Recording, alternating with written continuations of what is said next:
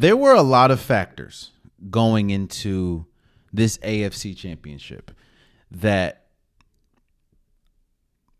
a lot of people, well, let me say this. There was a lot of factors that went into the outcome of the AFC championship that a lot of people are having a hard time accepting. Let me first say congratulations to the Kansas City Chiefs for winning the AFC championship and advancing to the Super Bowl. You see, people want to look at moments, right? And think to themselves, no, that is the reason why X happened, or that is the reason why Y happened. I'm beating around the bush at this point.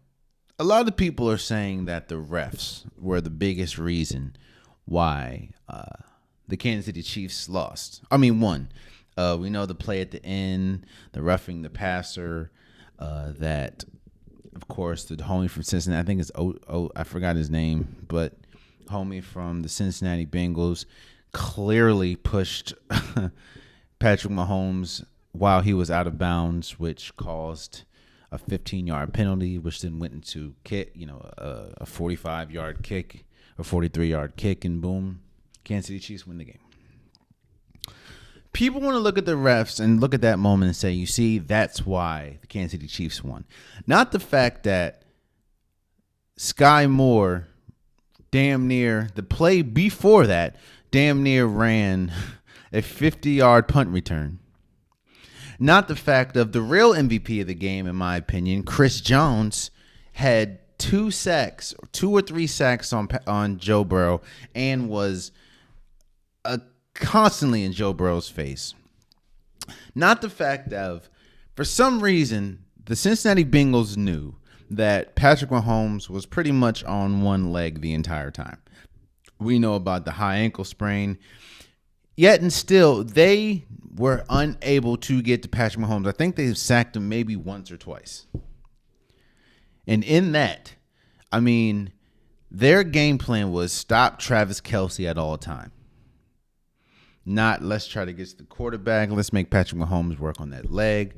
Or the fact of Marquez Valdes-Scantling had the game of his life. Shouts out to you, Eli Apple. Valdes-Scantling had the game of his life. I think he finished like 116 yards or something, or 119 yards. You see, going into the AFC Championship, I thought that was going to be the best game. I thought that you had 2 high-powered offenses, 2 defenses that were playing at the right time, and the reason why I picked the reason why I picked Kansas City Chiefs is because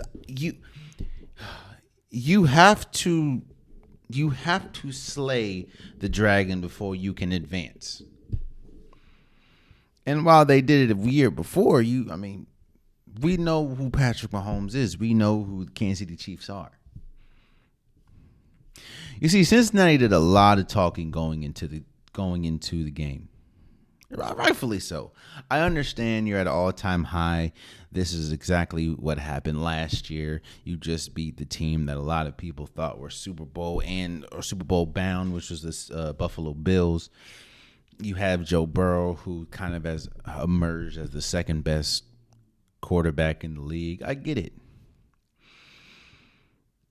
But you see how, and I'm not saying that this is the reason why they won, of course, but you see how eerily quiet the the Kansas City Chiefs were majority of the week before.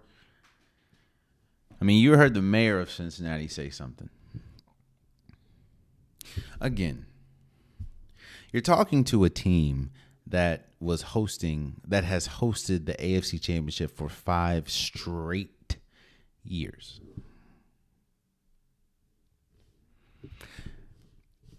Man, shouts out to Patrick Mahomes, man.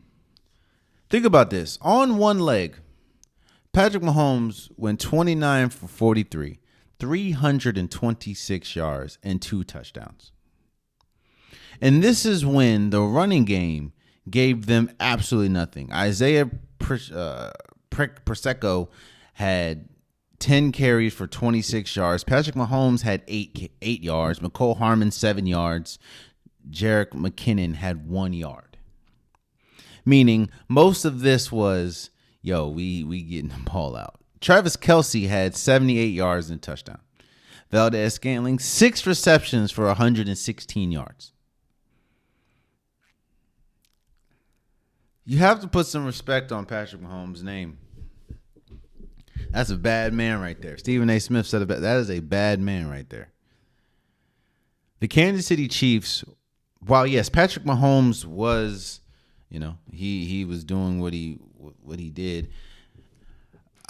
This, to me, the MVP of the game was Chris Jones. While, yes, he only had 2 sacks, which, by the way, was his first 2 sacks of his career in the postseason. The game plan, the defense was relentless. Frank Clark, Chris Jones, and the rookie. Do you realize that Snead went out? So there was a rookie playing. There was rookies playing all over the place. At one point, 3 of Patrick Mahomes' top receivers were out, meaning that you had to play rookies. Everyone came to, I think this is more of a Cincinnati win. A Kansas City win than a Cincinnati loss. Because don't get me wrong, yes, they didn't have their best game. Joe Burrow threw 2 interceptions. One was horrible. But Jamar Chase was still getting, Jamar Chase, give me a second. Jamar Chase went, let me see. Jamar Chase, 6 receptions for 75 yards. T. Higgins, 6 receptions for 83 yards. Yeah, Tyler Boyd went out, but he still had 2 receptions for 40 yards. You saw one team that it kind of reminds me now, of course, the NBA Finals and the AFC Championship's different, but it kind of reminds me of the Golden State Warriors last year. Top to bottom, you can say that the Boston Celtics was the better team. And they probably were. Jason Tatum, Jaylen Brown, Al Horford, Marcus Smart, Grant Williams. Like, on paper, the Boston Celtics was the team was the better team. But you know what you never sensed from Golden State, even when they were down 2-1? You never sensed you never sensed panic ever. Hell, they blew game 1. You never sensed panic. For the Chiefs, you never sensed panic. When Joe Burrow and them tried to turn the ball over and Cincinnati couldn't capitalize. And the Chiefs couldn't capitalize. Or when Patrick Mahomes just fumbled the ball. Or when T. Higgins had one of the nastiest mosses I've seen in a while on 2 people. Or when Jamar Chase had one of the nastiest mosses I've seen on 2 people. You never saw the Chiefs panic. And that's what happens when you have a superior talent. And don't get me wrong. On paper, the Cincinnati Bengals is a better team than the Kansas City Chiefs, especially the Kansas City Chiefs that we saw on Sunday. Think about it. Joe Burrow, Joe Mixon, Samaje Perine, Hayden Hurst, Jamar Chase, T. Higgins, Tyler Boyd when he was playing. You have some really talented people on the defense, Hubbard, Bates.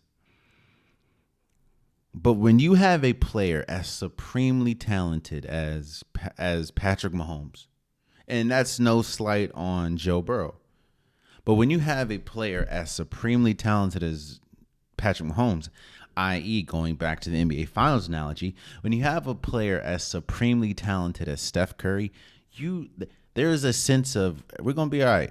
Even if you lose, we're gonna be all right. Oh man, you stayed to the end of the video. I appreciate you. If you like what you saw, be sure to hit that subscribe button so you'll never miss any content from your boy. You can also go back and watch past episodes, past clips, and don't forget that the Unpopular Podcast new episodes drop every Wednesday and Saturday. Appreciate you.